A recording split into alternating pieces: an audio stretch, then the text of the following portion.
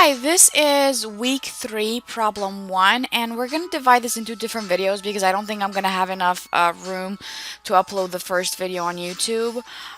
We'll start, it says Holmes started a business, Holmes Auto Body, on January 1st of 2013.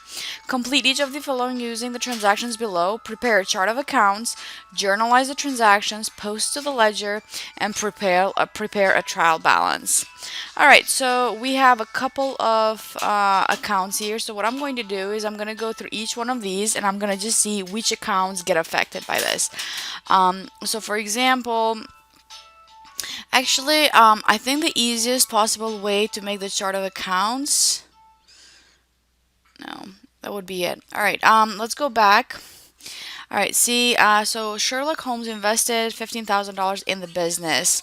So we know assets is getting affected, or cash is getting affected under assets, and we know owner's equity is also getting affected. The second one is Sherlock Holmes purchased equipment for cash. So cash is getting affected again, and equipment is getting affected. Sherlock withdrew for personal use, so cash is getting affected, and drawing is getting affected. Then we have Sherlock purchased equipment on account for $2,000. That means that equipment is getting affected and accounts payable is getting affected. Then we have Sherlock bought equipment, which equipment is getting affected. $200 in cash, and the rest on accounts payable.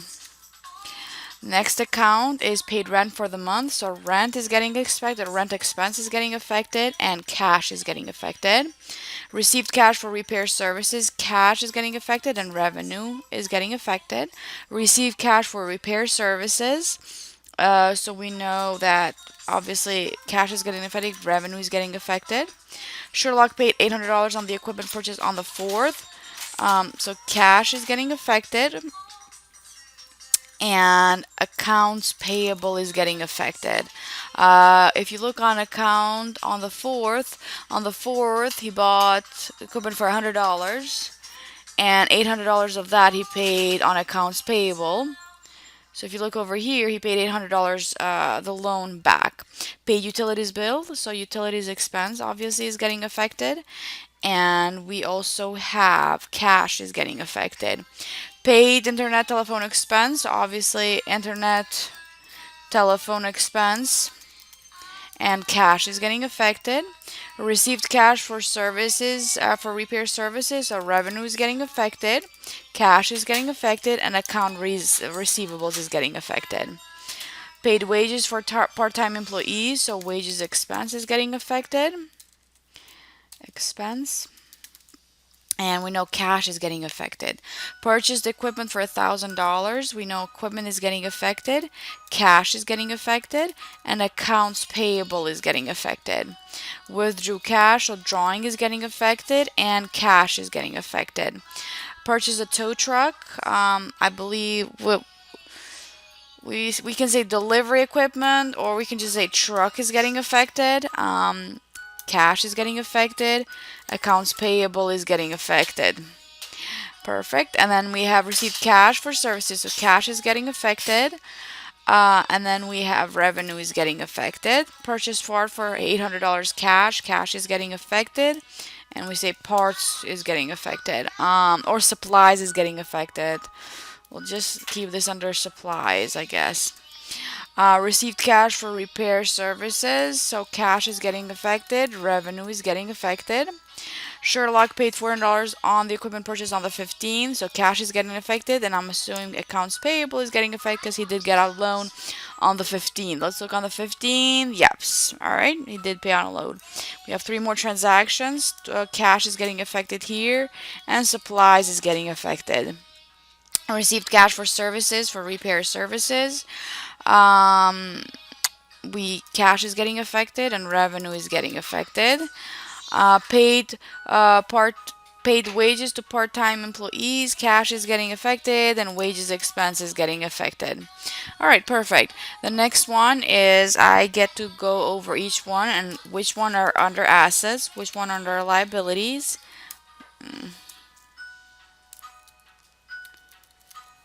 and which one are under owner's equity.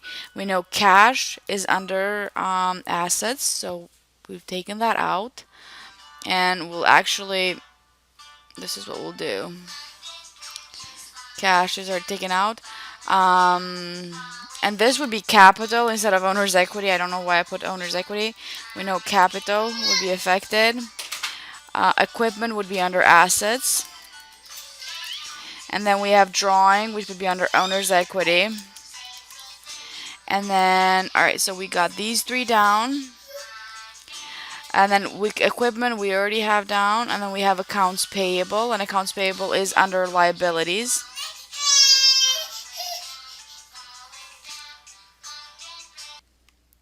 So then we have accounts payable right here. And then, so this is already done. Equipment we've already done here. Cash we've already done. Accounts payable we've already done. Then we have rent expense, which is under owner's equity. And then we have cash, which is already done. Then we have cash, which is already done. Then we have revenue.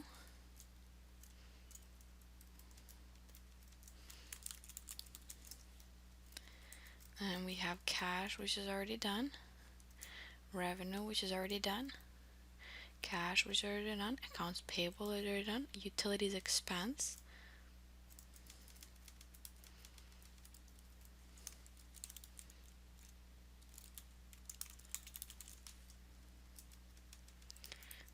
Cash, which is already done. We have telephone and internet expense, which is also under owner's equity. Okay. Cash is already done. Revenue is already done. Cash is already done. We have account receivables. Okay, so we've done account receivables. Wages expense, cash is already done.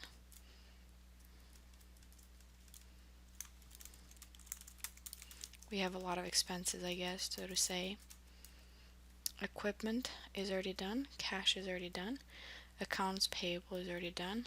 Cash is already done. Drawing is already done. Then we have truck, which is under assets.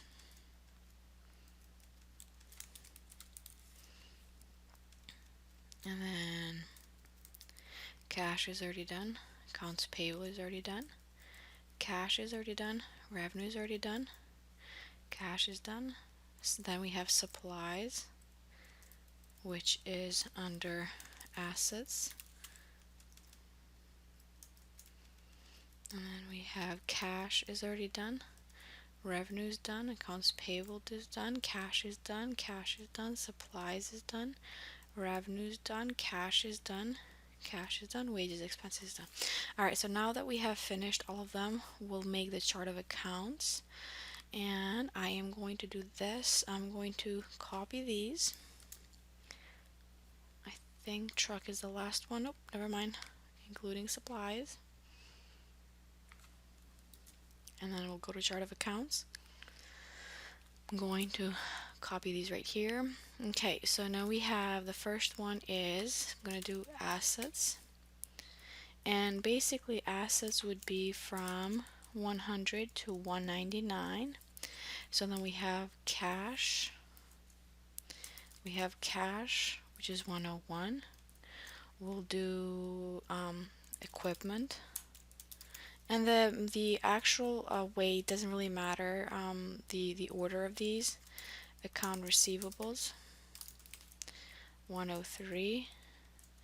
Then we have truck, which is 104.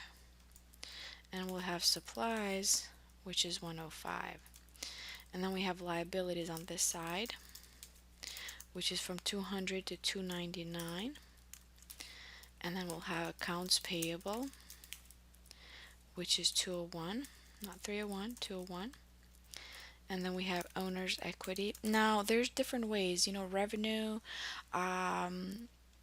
capital and also expenses are completely different, but we're just going to put owner's equity just to make it simple, from 300 to 399. And then we'll start with capital, which is, let's say, 301. We'll say revenue, which is 302. We'll say wages expense. I kind of remember them on top of my head. We'll have telephone expense, 304. We'll have, well, telephone internet expense.